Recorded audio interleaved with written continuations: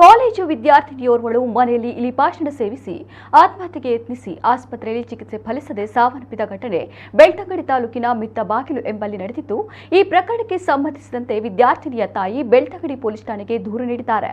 ಮಗಳು ಆತ್ಮಹತ್ಯೆ ಮಾಡಿಕೊಳ್ಳಲು ಯುವಕನೊಬ್ಬ ಕಾರಣ ಎಂದು ದೂರಿನಲ್ಲಿ ತಿಳಿಸಿದ್ದು, ಪ್ರಕರಣ ದಾಖಲಿಸಿಕೊಂಡ ಪೊಲೀಸರು ತನಿಖೆ ನಡೆಸುತ್ತಿದ್ದಾರೆ. ಪ್ರಕರಣದ ಬಳಿಕ ಯುವಕ ಮೊಬೈಲ್ ಸ್ವಿಚ್ ಆಫ್ ಮಾಡಿ ಪರಾರಿಯಾಗಿದ್ದು, ಆತನ ಪತ್ತೆಗೆ ಪೊಲೀಸರು ಬಲೆ ಬೀಸಿದ್ದಾರೆ. ಮಿತ್ತಬಾಗಿಲು ಗ್ರಾಮದ ನಿವಾಸಿ 17 ವರ್ಷದ ಅಪ್ರಾಪ್ತ ವಯಸ್ಸಿನ ಪಿಯುಸಿ ವಿದ್ಯಾರ್ಥಿನಿಯನ್ನ ಚಾರ್ಮಾಡಿ ಗ್ರಾಮದ ಮರಂಗಾಯಿ ನಿವಾಸಿ 22 ವರ್ಷದ ಪ್ರವೀಣ್ ಗೌಡ ಎಂಬಾತ ಸಾಮಾಜಿಕ ಜಾಲತಾಣದ ಮುಖಾಂತರ ಪರಿಚಯ ಮಾಡಿಕೊಂಡಿದ್ದು, ಬಳಿಕ ಮದುವೆಯಾಗುವುದಾಗಿ ನಂಬಿಸಿದ. ವಿದ್ಯಾರ್ಥಿನಿ ತನ್ನ ತಾಯಿಯ ಬಳಿ ತನ್ನನ್ನ ಪ್ರವೀಣ್ ಜೊತೆ ಮದುವೆ ಮಾಡಿಸುವಂತೆಯೂ ಹೇಳಿದಳು. ಪ್ರವೀಣ್ ಗೌಡ ಬೆಂಗಳೂರಿನಲ್ಲಿ ಖಾಸಗಿ ಕಂಪನಿಯಲ್ಲಿ ಕೆಲಸ ಮಾಡುತ್ತಿದ್ದಾನೆ.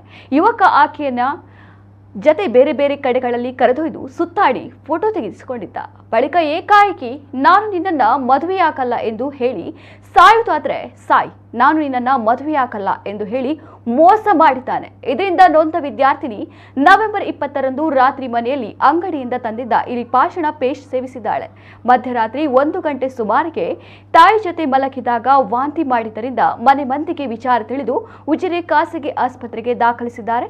ಅಲ್ಲಿಂದ ಹೆಚ್ಚಿನ ಚಿಕಿತ್ಸೆಗಾಗಿ ಮಂಗಳೂರು ಆಸ್ಪತ್ರೆಗೆ ದಾಖಲಿಸಿದ್ದಾರೆ. ಬಳಿಕ ನವೆಂಬರ್ 26ರಂದು ಚಿಕಿತ್ಸೆ ಫಲಿಸದೆ ಸಾವನ್ನಪ್ಪಿದ್ದಾಳೆ ಎಂದು ದೂರಿನಲ್ಲಿ ವಿವರಿಸಿದ್ದಾರೆ. ತನ್ನ ಮಗಳ ಸಾವಿಗೆ ನ್ಯಾಯ ಬೇಕು ಅಂತ ವಿದ್ಯಾರ್ಥಿನಿಯ ತಾಯಿ ಕಣ್ಣೀರು ಹಾಕುತ್ತಿದ್ದಾರೆ.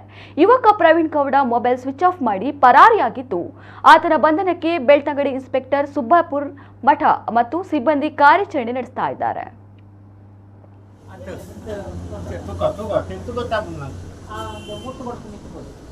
ಅವ್ರಿಗೆ